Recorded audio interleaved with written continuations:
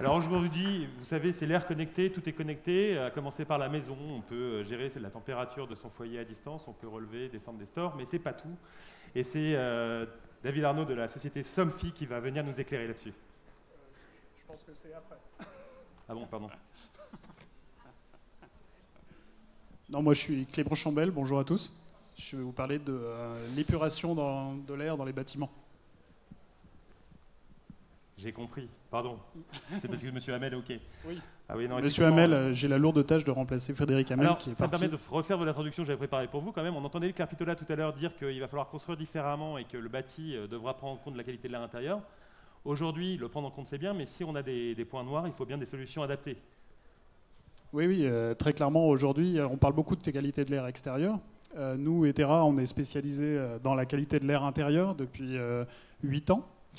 Et pour replacer un peu le contexte de la qualité de l'air intérieur, aujourd'hui, on passe 80% de notre temps à l'intérieur.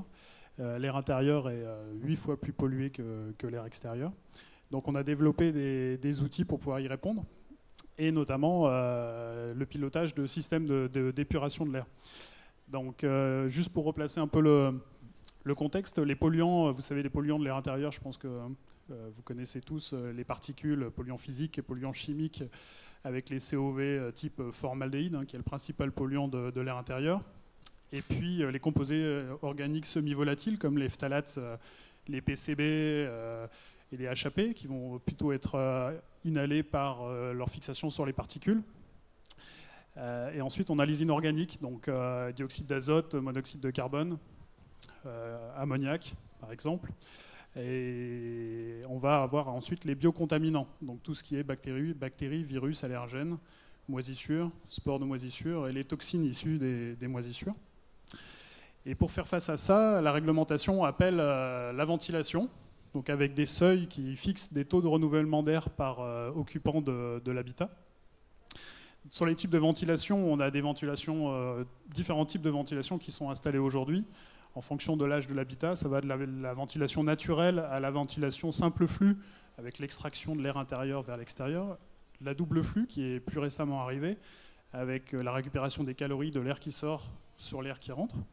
Et puis des systèmes plus complexes dans le tertiaire, avec du conditionnement d'air, avec la possibilité de déshumidifier, humidifier l'air, mais également de la filtrer sur l'air qui rentre. Et on voit apparaître depuis maintenant quelques dizaines d'années des systèmes de purification de l'air, puisque, vous l'avez compris, l'air intérieur, on n'a qu'un air, il y a l'air extérieur, mais il y a aussi l'air intérieur, il n'y en a qu'un, il y a des échanges assez importants. On a un impact de l'air extérieur sur l'air intérieur avec des taux de transfert qui dépendent de la volatilité de la molécule et de sa réactivité avec son environnement.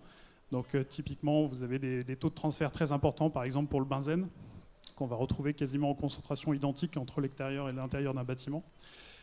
Et face à ça, on ne peut pas forcément toujours ventiler, puisque si c'est pollué dehors, ça n'a pas de sens de faire rentrer la pollution intérieure. Donc il a été installé et des études ont été développées, des systèmes ont été développés pour de l'épuration, du recyclage. Et donc c'est ce que je vais vous présenter très très rapidement. Les techniques aujourd'hui, on parle de chaînes de filtration. Les plus répandues, c'est de la chaîne de filtration avec des filtres particulaires, avec des pores différents pour fixer des tailles de particules différentes. Et de façon un peu contre-intuitive, plus le filtre est utilisé, plus il s'encrasse, plus il est performant. Mais il va induire des pertes de charge, donc on a des contraintes sur des économies d'énergie qui vont apparaître avec l'utilisation de ces filtres. Et puis on a des filtres... il y a quelques alternatives avec des filtres plastifiés traités avec des molécules pour faciliter la rétention. Il y a des filtres électrostatiques pour également faciliter la rétention des particules sur ces types de filtres. Et puis vous avez des filtres moléculaires. Donc vous avez deux types de filtres moléculaires. Vous avez les filtres à adsorption, qui sont les plus connus, c'est les filtres charbon actif ou charbon actif fonctionnalisé, où on utilise un effet de surface du média filtrant pour retenir les molécules. Et vous avez les filtres à absorption, donc c'est là-dessus qu'on travaille beaucoup. Donc là, on utilise un effet de volume, donc on n'est plus juste sur la surface, mais on est dans le volume du matériau du média filtrant. Et typiquement, par exemple, on peut aller chercher spécifiquement du formaldéhyde avec des granulés de filtration vraiment spécifiques, comme on peut te proposer. Et ces filtres-là, sont du consommable. On ne peut pas les régénérer. Donc face à ça, il y a eu des travaux qui ont été faits pour développer des techniques actives, avec notamment pour les particules des filtres à ionisation négative ou des filtres électrostatiques qui vont forcer la précipitation des particules. Et également, pour les biocontaminants, on peut avoir du rayonnement UV, de l'ozonation, donc rayonnement UV qui va interagir avec l'ADN, et l'ozonation pour son pouvoir oxydant. Et on va avoir des traitements pour les parties moléculaires, comme le plasma froid. Donc on ionise un gaz grâce à des décharges électriques, et ce qui crée des radicaux libres, et les radicaux libres vont s'attaquer à la pollution, aux molécules.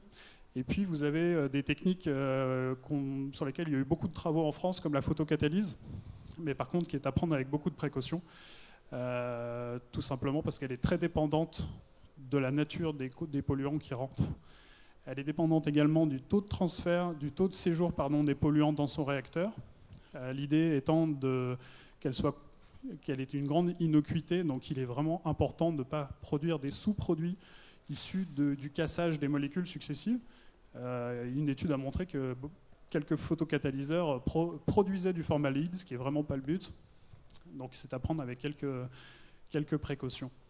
Donc concrètement, aujourd'hui, vous avez des systèmes d'épuration d'air qui sont en fait des assemblages de différentes technologies en fonction des polluants qui rentrent. Donc des filtres.